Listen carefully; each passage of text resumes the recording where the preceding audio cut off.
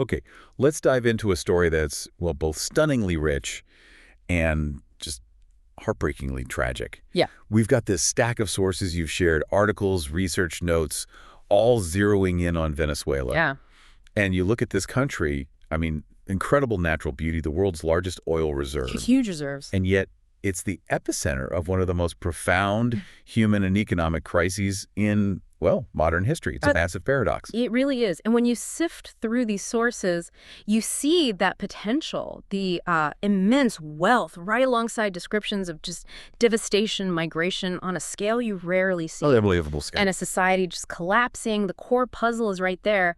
How did a nation with so much going for it end up here? And that's exactly what we're trying to do with this deep dive. We want to pull out the crucial insights from all this material, find those surprising connections, and, connect the dots across Venezuela's history to understand how this paradox unfolded. Think of it as tracing that path from potential riches to this current, very painful reality without getting completely bogged down in every single detail. Right. So where do we start? Maybe the very beginning. Because the sources show how the land itself kind of set the stage. Venezuela is incredibly diverse geographically. It really is. You've got the Andes Mountains, the huge Llanos lowlands, the Guiana highlands. Hmm. It's all there. And the sources paint this picture of the earliest inhabitants, indigenous groups like the Arawaks, Caribs, Chibchas, living really connected to these different ecosystems. Relying on subsistence, farming, fishing, hunting. There's even this fascinating evidence of agriculture going back, 8,000 years? Yeah, 8,000 years, some kind of primitive potato they found evidence of. And what's striking is the level of organization described: dugout boats, pottery, even early metallurgy. It wasn't a simple existence. Complex society adapting. Exactly. Then Columbus arrives in 1498. Right. And he sees those huts on stilts near a lagoon, and apparently that's where the name Venezuela, like Little Venice, comes from. That's the story. And Spanish colonization starts pretty soon after, moving inland from the coast. But this whole encounter was just devastating for the indigenous populations. Especially as the Spanish looked to exploit resources. The sources talk about early efforts, like cacao production, using enslaved indigenous labor. But that quickly became unsustainable. Disease, conflict, it decimated them. Which led to that horrific shift around 1579 towards importing enslaved people from Africa and the Caribbean. Yeah, and the colonial economy then became heavily dependent on this forced labor, mostly for agriculture. And they were always looking for mineral wealth too, right? Gold mining started early in places like Bocano. Absolutely. The sources mention millions in gold being shipped back to Spain, and this naturally fueled intense competition, even rivalry among the colonial governors trying to get ahead. Okay, so fast forward a bit to the early 19th century. The sources make it really clear that the pressure for independence is mounting. Yeah, things like the rising cost of living, a growing population that's becoming more aware. Aware that colonial rule just isn't cutting it anymore. You see this affirmation of popular sovereignty starting to emerge. And you see actual steps being taken, like the installation of juntas de gobierno in 1810, basically transitional governing bodies challenging Spain. And the formation of an interim regencia, too. Right. And this period, of course, gives rise to these iconic figures, Francisco de Miranda, for instance. He wasn't just a local figure, was he? The sources paint him as quite the global revolutionary. Oh, yeah. Fought in the Spanish army, the French army, met people like Thomas Paine and Ben Franklin. He brought those revolutionary ideas back. Though the sources do note he struggled with the, let's say, the chaos of the revolutionary mob sometimes. Understandable. And then there's Simón Bolívar, the liberator. Gem of the Americas, they called him. Came from wealth, educated in Europe with Republican ideals. But his early campaigns, joining Miranda, the sources show they were tough. He faced defeats early on. Not an overnight success. Definitely not. This all leads up to the Declaration of Independence, July 5th, 1811. They declare a first republic, which gets suppressed. Then later, a second republic in 1810. But the fight itself, the war for independence, was incredibly brutal. The sources detail these major battles: La Puerta, the naval battle of Maracaibo. And they call 1814 the most funesto, the most fatal year, just disastrous defeats like the Battle of Urica. It was a war that left deep scars. Okay, so independence is achieved, but at a huge cost. you might expect maybe a period of stable growth afterwards. Well, here's a surprise the sources bring up. Initially, before the worst of the wars really hit around 1800, Venezuela was actually estimated to be richer than Brazil, Colombia, Chile, Peru. Really? Based on what? Based on a thriving, diversified agricultural export economy, cacao, indigo, coffee, cattle hides. They were a major cacao exporter, apparently second only to Cuba back then. Wow. So there's this pre-oil prosperity. But the sources show a sharp decline after independence. Why'd that happen? What the material really highlights is the political fragmentation. The independence process itself, the war, it left these deep divisions. Okay. And right away, there was conflict over government revenue, like the estanco, the state monopoly on alcohol taxes. Ah, the tax monopolies. Exactly. And the sources show these weren't just about collecting money. They often bred corruption and resentment, fueling the very instability the government was trying to fund itself against. It's a vicious cycle. And land concentration pops up as an early issue, too. A big one. The sources say appeasing key generals, Piez, Bolivar, Urdaneta, meant huge ranches and estates ended up in their hands.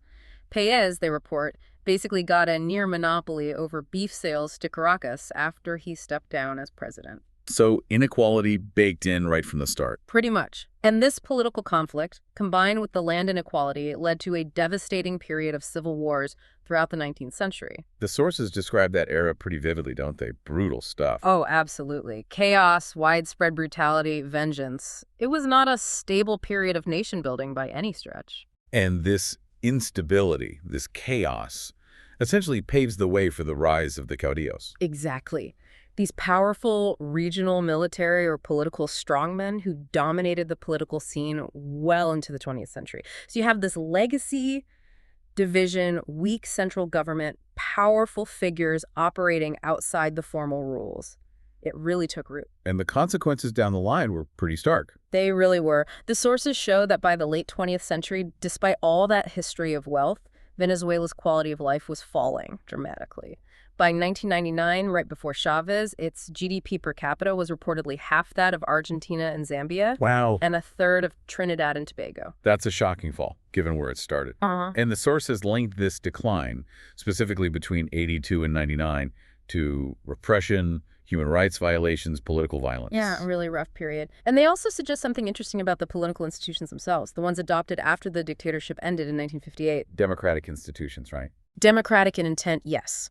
But the argument in some sources is that maybe they weren't robust or flexible enough to handle the economic shocks that came later. They might have delayed necessary adjustments until popular discontent just boiled over. Okay, so we have this backdrop. Historical divisions, strongman culture, a struggling agricultural economy despite early promise, and then, literally, the ground beneath their feet changes everything. Exactly. Oil. While it was known, the modern oil era really kicks off with that first major, El Tigre in 1914. And it happens fast. By 1920, oil completely overtakes agriculture as the main export. World War I really accelerates things, spurs U.S. interest. American oil companies get significant backing, military and Navy support. And the production numbers just explode. They soar. The sources mentioned going from, 43 million barrels in 1917 to 440 million by 1924. Just astronomical growth. But there's that paradox during World War II you mentioned. Yeah, it's fascinating. Oil is this critical commodity. Everyone needs it. But the industry in Venezuela is almost exclusively controlled by foreign companies. Initially, Venezuela couldn't even build its own refineries or market its own oil. So the wealth wasn't staying? Not initially, not much of it. Nationalization efforts started after the war, slowly getting control back, supposedly fully vested by 1926. But the profits didn't really start circulating widely within the country until the 1930s. And when that oil money did start flowing internally, it changed everything. Fundamentally. First, it went outside. Then it created these huge fortunes inside Venezuela, spurred new jobs. And yes, in those initial stages of oil prosperity, it did improve living conditions for a lot of people. And this is where that concept of the hydraulic society comes in. Exactly. The sources use that term to describe a state and economy built entirely around the flow of oil revenues, like water through pipes controlling everything. By the 1990s, the system was fully consolidated. But crucially, the sources point out it was already declared bankrupt by then, meaning the dependency, the reliance on just oil, had become catastrophic before the absolute worst of the current crisis even hit. So the oil well didn't build sustainable institutions, it just built dependency. Which brings us, unfortunately, to the crushing crisis of recent history. The sources really pinpoint the plunge in oil prices in 1987 as a key trigger. Yeah, that hit hard, led to immediate government cuts, higher domestic prices for essentials like gasoline. And that sparked the Caracazo riots. Widespread, massive riots. The government's response was a structural adjustment program in 1991. Standard playbook, often required by international lenders, spending cuts, privatization. Right, aimed at stabilizing the economy on paper, but the sources note that, initially at least, it actually worsened poverty and just fueled even more opposition. Fertile ground, then, for figures like Hugo Chavez. Absolutely. His failed coup attempt in '92, while it failed, it made him a national figure, someone promising change. And he rode that wave of discontent, plus another surge in oil prices, right into the presidency in 1998. Yeah, promising socialism for the 21st century. And the sources mention, initially he was seen by some, irrationally even, as this upcoming wonder, maybe a paradigm of an exceptional democracy. But things shifted quickly. Very quickly. There was the attempted coup against Chavez in 2002. The sources mentioned the brief privatization of the state oil company, PDVSA, during that chaos. And the media's role gets mentioned, too. Yeah, the material points to media relaying half-truths or outright lies during that turmoil. It also describes an armed onslaught on the Macayero shantytown. And internationally, reactions were complicated, condemning the coup attempt, sure, but many foreign actors were seen as clearly taking sides against Chavez. And the sheer amount of money involved. The sources talk about the management of oil revenue under Chavez and later Nicolas Maduro. It's devastating. They state something like $1 trillion came into the country over 17 years. $1 trillion. And the result? Catastrophic mismanagement. The figures cited are just staggering. An economic collapse equivalent to 66 bankruptcies in just 4 years, losing $10 billion of reserves over 5 days at one point in 2019. Newspapers decimated, the wealth just vanished, or was squandered or stolen. Which leads directly to the horrific present situation described in the sources. Yeah, a 75% contraction of national income since 2013. Hyperinflation that makes money basically meaningless. Severe shortages of everything: food, medicine, housing. The human reality is just brutal. People eating garbage, families living on $2 a day, kids dying from treatable diseases, starving. It's awful. And the sources don't mince words. They attribute this collapse directly, squarely to bad politics, bad policy, and rampant corruption. The language used is incredibly strong. It is, describing the country as ruined, in shambles at the end of the world, saying a society that was once seen as happy and contented turned into a terrific hell. And politically, how do the sources frame this era? They state Chavez began dismantling democracy through what he called the Bolivarian process. Now, this process aimed to empower a previously excluded majority, which it did to some extent. Boy. But the sources note it relied heavily on divisive rhetoric, pitting the state and government against the rich, the poor against the elites, using hate speech. And the current state under Maduro is described flatly as a popular-led dictatorship. The social consequences are just immense, starting with the migration crisis. Yeah, that's the most visible sign. The numbers are hard to pin down exactly, but the sources mention figures from 3.4 million people having fled by early 2019, up to more recent estimates suggesting it could be double that, maybe 7 million. That's a staggering percentage of the entire population. Huge. And they're leaving for reasons the sources make clear: violence, political instability, and just overwhelming economic hardship. Can't survive. And this isn't just Venezuela's problem, is it? Not at all. This exodus has massive impacts on neighboring countries, Colombia, Brazil especially. They initially offered refuge, but now they're facing serious economic and social strains themselves. The scale is compared to Syria. Yeah, the sources say it's unprecedented in Latin America, drawing comparisons on a global scale really only to the refugee flows from war-torn Syria. It's a humanitarian crisis of global significance, born from economic and political collapse, not war. And other social impacts. Violence. Terribly high homicide rate. One source cited 87.14 per 100,000 people back in 2018, a huge increase since 2000. And all this crisis is also hitting Venezuela's incredible natural environment. Yes, that's another tragedy layered on top. This country is one of the most biodiverse places on Earth. Highest number of bird and plant species per area. Amazing biodiversity. But the sources show it's severely threatened. The economic crisis, the political instability means conservation projects get abandoned, pollution increases, you get uncontrolled fires, invasive species moving in. Poorly planned tourism, unregulated hunting. All of it. They even mention specific examples like endemic palm species going extinct back in the mid-90s because of these pressures. The oil industry itself is a major polluter. Oh, absolutely. Air and water contamination are significant problems highlighted in the sources. They specifically state that effluent, the discharge, from oil exporting is the single most important industrial water contaminant. And oil spills. Described as the most notorious environmental issue. The sources talk about a long pattern of negligence leading to spills along the coast, damaging beaches, estuaries, mangroves, poisoning seafood, and even causing damage outside Venezuela's borders. Right. It's a mess with far-reaching consequences. But, despite all this immense suffering, the sources do briefly touch on Venezuela's cultural resilience. Yeah, it's important to remember that there's this vibrant fusion of indigenous, African, and European traditions that still persists. Things like the rich folk music and dance, instruments like the cuatro, dances like the maricure. And the food. Arepas, of course, originating in the Caracas Valley, is still a staple. Venezuelan rum, some famous brands like Diplomatico, Santa Teresa. That tradition goes back to the 16th century. Hacas, patacon.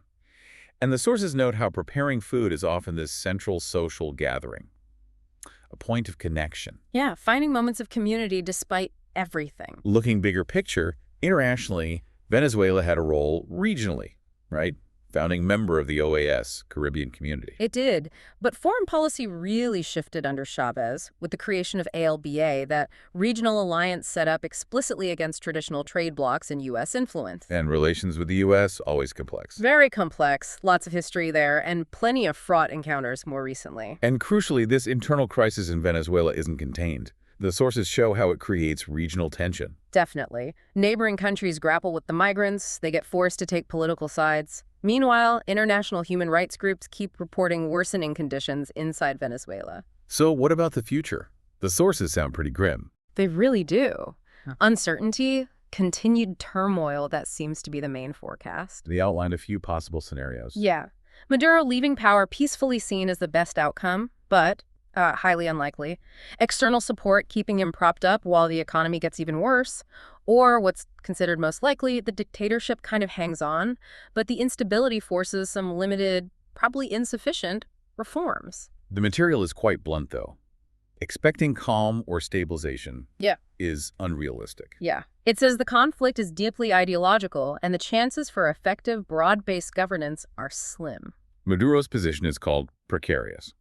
But predicting what happens next is like trying to predict a torrential river. Exactly. Very unpredictable. And the opposition, they face their own big challenges, internal divisions, disappointment over past strategies. And the sheer scale of the crisis just looms over everything.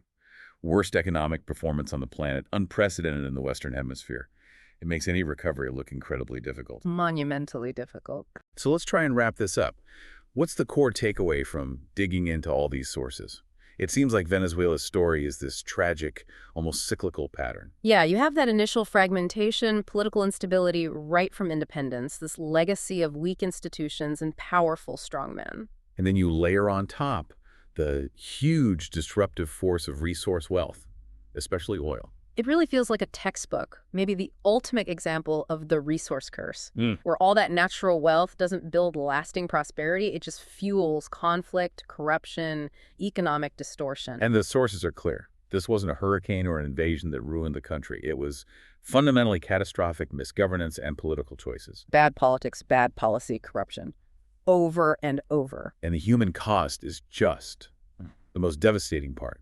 Millions forced to flee, the unimaginable suffering of those still there, and this idea the sources mentioned, the destruction of social capital. Yeah, the very fabric of trust and connection that holds a society together, torn apart.